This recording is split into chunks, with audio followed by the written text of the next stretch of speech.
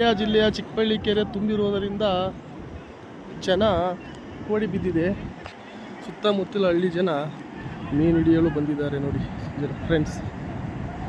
ಮತ್ತು ನಮ್ಮ ಮಂಡ್ಯ MLA ರವಿಕುಮಾರ್ ಗಣಗ ಅವರು 5 ಕೋಟಿ ವೆಚ್ಚದಲ್ಲಿ ಕೆರೆ ದುರಸ್ತಿ ಮಾಡಿದ್ದಾರೆ. ಕೋಡಿಯನ್ನು ತುಂಬ ಅಚ್ಚುಕಟ್ಟಾಗಿತ್ತು ನೋಡಿ.